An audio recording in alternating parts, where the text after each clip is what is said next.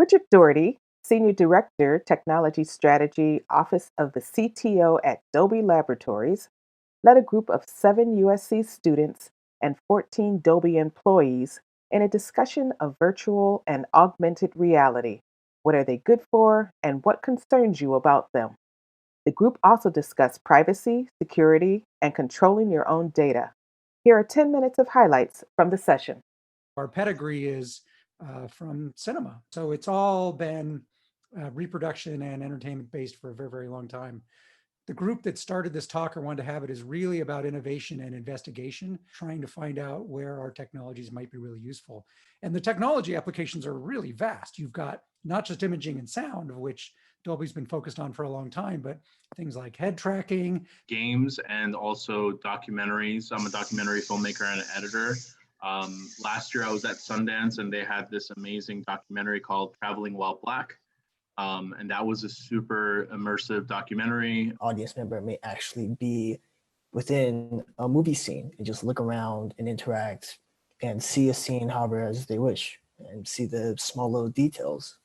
That I'm in MIGA, which is our Interactive Gaming Association, and I've been very drawn to VR in terms of just sort of the presence and wellness attributes that I think it brings. City life, they did a King Tut exhibit in London where they had an experience where you would go into the tomb of King Tut essentially, and while it might not be traditionally what you'd think of as a cinematic experience, it became that in many ways. And I mean, even in-store virtual events at this point, but where we can take it outside of the context of traditional cinema and add it to another level of culture.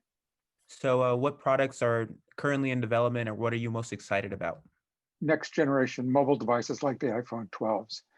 And being able to capture in high dynamic range now is going to change that experience, especially as it impacts user-generated content. The core competencies we have could apply to a lot of markets beyond our traditional entertainment, we believe. Over the summer, I actually worked with someone that teaches AR and VR at a hospital. He's trying to develop technology that could be used for emergency response and like different situations. During this pandemic, I think that we have sort of there's been a sort of missed opportunity, at least from the consumer level, to see AR and VR be more widely implemented, especially since people are stuck in their homes.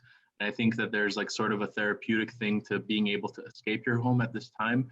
Because with the Quest now out, the Quest 2, a lot of, I think, the VR experiences have been now more shifting towards the domestic use. Can we enhance storytelling by adding virtual elements? In terms of tools, I've been in post-production for about 10 years, even before coming to SCA. Maybe a VR tool that can sort of augment the placement of sound. You can sort of like a video game, move the sound around the space and then hear it as well at the same time. For immersive sound, we do what's called object-based audio, where you can take a group of sounds and bundle them the audio and then place that in 3 space precisely. And you do that on a Pro Tools mixing surface by actually having a little joystick and a little virtual display that shows where each individual sound will be located in 3 space for that particular mix. We're thinking more about an AR headset where you can see everybody around you, so you can enjoy the same experience together, and you can see, the people you came with, but you're sharing this this augmented experience while you're looking at the screen. There's other augmented elements that can jump off of the screen and into your space. It's a new canvas that you can use. Rather than using just the screen as the canvas, you're using the space between the screen and the viewer. It's like even at a concert, right? You could do fireworks on stage, but you can't really have a dragon fly off of stage and come right at you. It made people feel, So I think if you base it off of feeling, like, yes, it would be cool to see a dragon during a Game of Thrones concert. I went and saw the Hollywood Bowl Game of Thrones show. It would have been cool to see a dragon flying overhead, right? You're watching a live event, concert of your favorite group, you're way back in the audience. You could do sound reinforcement with glasses. It's not just about enhancing the vision. Yeah.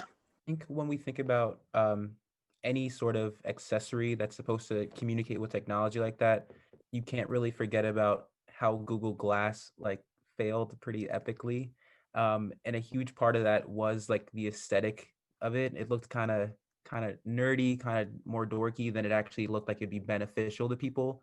So I think that like the assumption that you're saying that like it's aesthetically pleasing, that's really huge because people wouldn't be I guess interested in something that's going to make them look, pretty odd. Something I've thought about for a while is like how controllers sort of hold us back, and like voice technology, like sort of on the level of, Apple Siri, for instance, like voice commands can be used to sort of interact with those sort of things. Like the example you gave just made me think of like a simple storyline could be you have the angel and the devil on your shoulder and they're telling you what to do and you're interacting with them, let's say.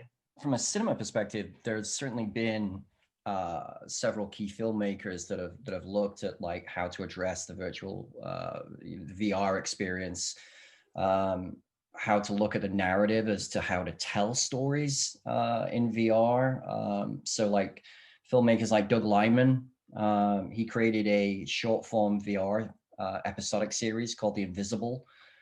There is definitely interest from Hollywood filmmakers. The challenge is how to use the tool set, what is the narrative, and how to express and tell stories with it. And then second to that, obviously, from a studio perspective, is how do you monetize it? That's kind of what is somewhat holding back Hollywood per se. Maybe now is a new opportunity to readdress that, given social distancing and how we experience entertainment is starting to change. Yeah, I think after watching The Social Dilemma, which if you guys haven't seen yet, you should watch. It's on Netflix. Fantastic documentary that explores this issue. I think after watching that, my idea is, and I applaud Apple for doing this in their latest update as well, of giving consumers the right to control their information and how much of it is shared and eventually sold. If you want to prevent sort of an outcry of people saying you can't trust this technology, you need to give the consumer the option from the get-go. Are you involved in that personally? Like, do you use two-factor authentication for most of your logins? Do you use a VPN? Yeah, big time. But And that's not something that I'm still on Facebook, I'm still on Instagram. After seeing things happen this year, both in America and in my homeland of Armenia, we just went through a war. And there was so much fake news and fake influence of people through these social media platforms that I no longer sort of trust whatever I see, and I don't trust these platforms because also, I can tell someone, and we've probably all had this happen to us. You tell someone that you have to buy cat food or dog food, and then it shows up in your Instagram as an advertisement. A lot of companies now want to own everything, right? And it's become sort of okay. If you take, for instance, the Facebooks, the Apples, the Comcasts of the world, the AT&Ts of the world, there's this notion of like, I need to own every aspect of the experience. What if that data was housed by another entity that is trusted and is credible, sort of like a credit check entity? Something like that, I think, needs to be established within the next few years for data. And if you take a look at European data privacy laws versus American data privacy laws, you can see where there's really a lack of breaches in Europe because they're, quite frankly, you have to opt in, versus America, where in most states there are no laws, but at least in California, you have to opt out. I do understand. I think what Walt said, a lot of people are willing to give up their privacy for convenience nowadays. As long as it's entertaining, as long as it gets them what they want, giving up their privacy really isn't that big of a deal. Let's just see a show of hands. Does anybody store locally? Whoa, okay. So that's, well, it's four students. I think for me, it would be not trusting the security of the cloud, because at least I know if I have my hard drive, I know where it is. I know my data is in there and that no one else has access to it, and that there's a very low possibility of my hard drive itself being hacked from an outside source. What sort of initiatives is Dolby partnered with, or is Dolby running itself, like where you bring in young filmmakers and young storytellers such as ourselves, or even people from high school to pitch projects and work within your laboratories. Because we do have the Dolby Institute that actually is looking at we do some funding for projects. And on the immersive side, right now at the SIMTI conference, we just had Nani de la Pina, who is the godmother of immersive journalism. She and Paul Debevic, who's a senior scientist at Google Research, talking about how immersive technologies can enhance the future of storytelling in this immersive space.